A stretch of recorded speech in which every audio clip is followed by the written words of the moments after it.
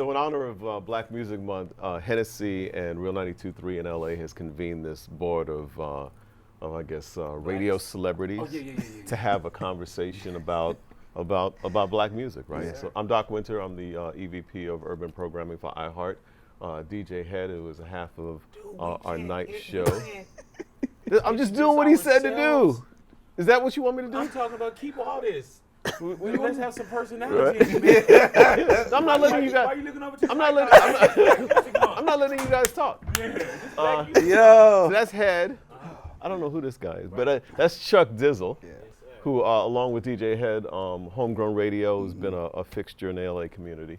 And the guy who's kind of responsible for me being here in LA, Big Boy, the voice of LA. And so I was telling Big earlier, I started this conversation as the somewhat elder statesman in the room. I got you guys by a couple of months. So when I asked these guys, what was the first hip hop record played? And Chuck and Head said, Rapper's Delight. Wrong. And I still don't believe you when you say that. So what was the first one? Fatback Band. You guys remember the Fatback Band? No, I do remember not. Fatback Band? No, I don't. And a song called Kington The Third actually came out 2 months before Rapper's Delight. And I was in radio at the time, and I played the record. And growing up in New York, I was accustomed to seeing MCs rap. All mixers had an MC with them back then. And so the MCs would rap and the DJs would mix. And so, I'm on the radio in Connecticut. I'm like, oh man, they finally put it on a record. Right. And so Kington the Third comes out. We're banging it in Connecticut. And then a couple months later, Rapper's Delight came out, and it just kind of took off from there. And that was 1979, which is crazy. So does that makes it the first rap record because the first one recorded, It was the first one recorded. The first one to have commercial success was actually Rapper's Delight. But I remember Kington the Third because I thought the record was banging. I remember Fatback Band, but even with my history, Doc, I would have given it to Rapper's Delight, or if there was something else that I missed, but that was it. Yeah. And so tell me about, because obviously I didn't grow up in LA, I grew up in New York, and again, that was the experience for us back in the 70s. You went to a club, there was a DJ, and then there was an MC, and they rapped. So like 79, 80, and then so the hip hop thing begins to explode. So what was happening in LA around that time? What was the... Well, we were babies, Doc. When you talk about your years, we were babies. Maybe they weren't even born. Right. You know what I'm saying? But what's the year stamped on your birth certificate? 84. Yeah. So all right. 83. So whatever. No, but like when Rapper's Delight hit, I just fell in love with hip hop. You know what I'm saying? If that was what it was then, that was the first time I heard somebody say turntable. You know what I'm saying? When she heard stories and she heard fables and Vicious on the mic and the turntable. And I remember just walking to the boys club and Boys and Girls Club, and it was like me and my boy Trevor would just do those lines. You know what I'm saying? It sound new and familiar at the same time because it wasn't like somebody was singing, and Rapper's Delight was just everywhere in LA.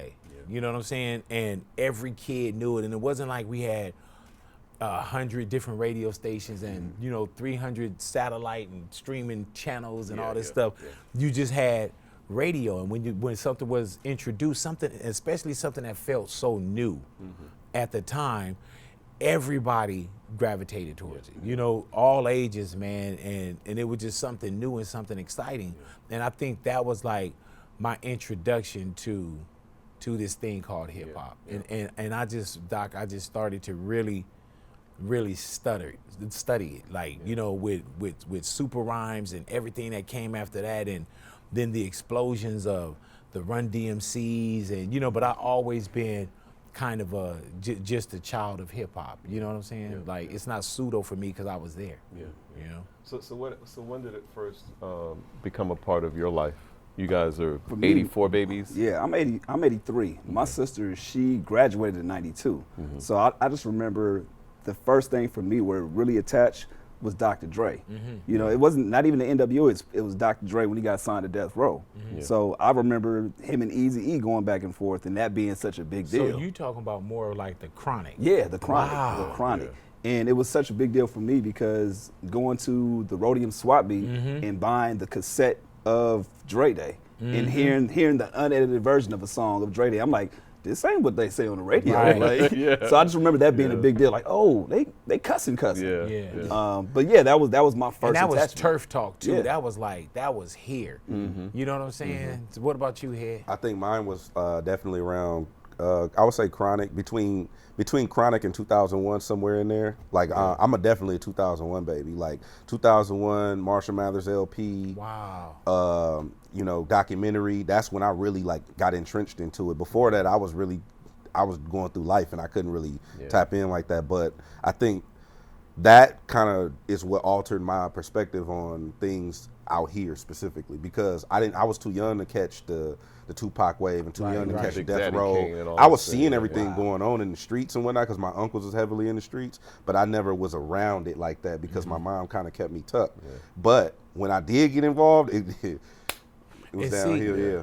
It was more back in the days. You had like, you know, your Run DMCs. I was always like a fan of Melly Mel. You know what I'm saying? Grandmaster Flash and the Furious Five, Melly Mel and the Furious Five. And this is before I fell in love with like Rakim and Big Daddy Kane, and LL Cool J is like one of my favorite artists. So it's crazy when you hear 90, you know, oh, it was Chronic for me, you know, and that, you know, I think everybody got a time when they got in line Doggy Style. for this thing called hip hop. And with Doggy Style, I remember Doggy Style, even to this day, me and Dog would talk about, that was of course before radio for me. I had a Cadillac with no registration, and I would just dip and play this, and play What's My Name. And then when I got on with the Far Side as bodyguard, our first trip to London, we were across the street from the label, and that's the first place I got Doggy Style, the album, because you knew it was coming. And you had an introduction from Snoop and Dre with Deep Cover, then the Chronic, and this new guy from Long Beach, and then it was like, well, his album's coming. So the anticipation on waiting for that and seeing what the West Coast was starting to do. It was really different on the East Coast because all of those guys were famous already. If you went to a club, they were in the club. So Big Daddy Kane, all of those guys were famous in the club, and all of a sudden they started putting out records. And I know for me, when I became exposed to the West Coast, because after going to college in Connecticut, I moved to St. Louis. And St. Louis was like right in the middle of the country. But yeah, exactly. But it took more of the West Coast sensibilities. So then I started getting introduced to the West Coast. And I was like, man, like New York thought that it had hip hop on lock.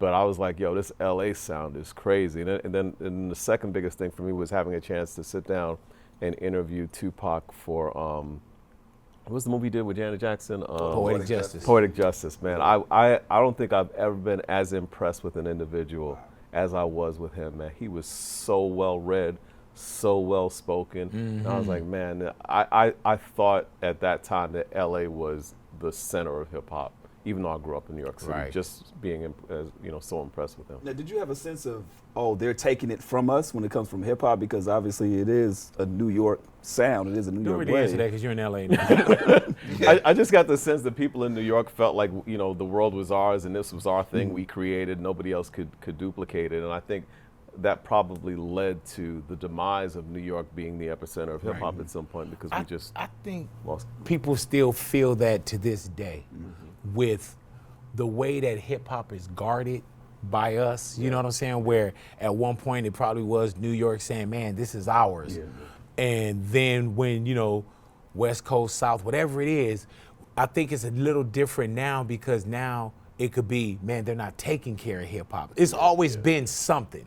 You know what I'm saying? It's probably like, man, they pissing on plaques and they not taking care of hip hop. So I think it's always going to be something because you tend to protect what you love and what you in love with. You know what I'm saying? So I think that hip hop, we've seen an evolution of mine, ours, here. You know what I'm saying? And it's been this protection. And I think now, heads are pretty much on like, man, what are we doing with it too?